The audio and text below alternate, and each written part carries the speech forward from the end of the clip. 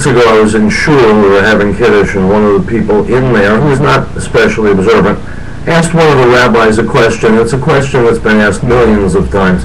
He said, if there's a God in Israel, how could he permit the Holocaust to happen?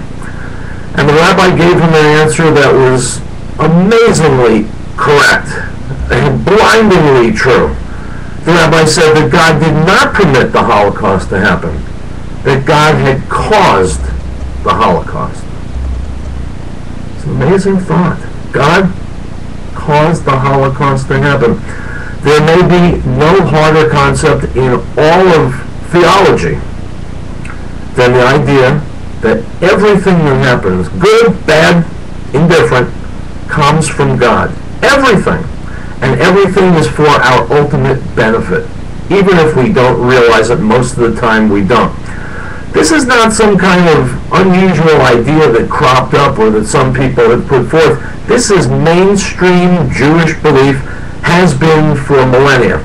In fact, the very first of Maimonides' 13 Principles of Faith, the very first one, states, I believe with complete faith that the Creator, blessed is His name, creates and guides all creatures, and that He alone made, makes, and will make everything. We learn in the Talmud that a leaf doesn't fall from a tree. A blade of grass doesn't grow unless God specifically commands that blade of grass to grow.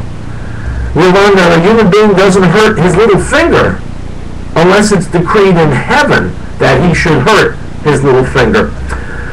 Go back to Genesis and read the story of Abraham. There are two instances in which the Torah uses the phrase Lech Lecha, which means get up and go.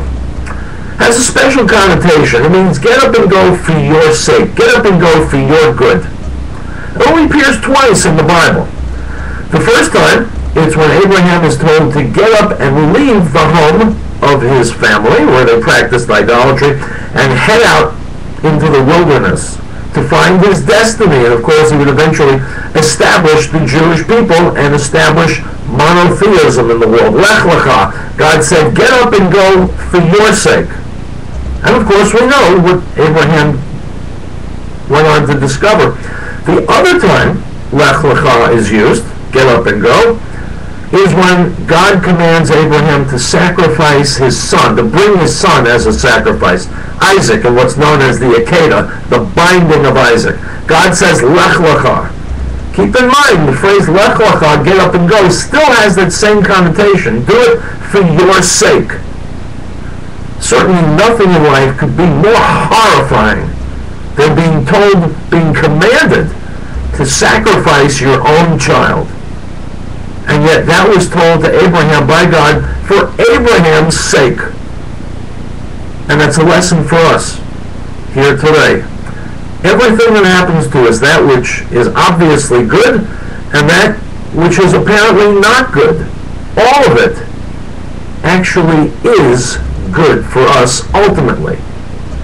Every event that happens in our lives brings us closer to our tikkun, our ultimate realization of our mission here on earth, the completion, the graduation, if you will, of our souls, learning the lessons that we're sent to earth to learn.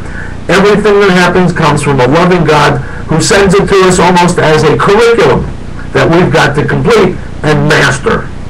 Okay? Once we understand that, life never seems as bitter, certainly never seems pointless.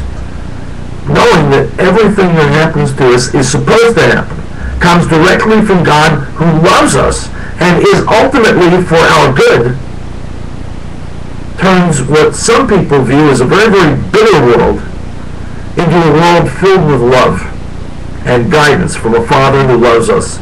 This ain't just theology, my friends. This is real life. My name is Riell. I'm Yisrael Chai.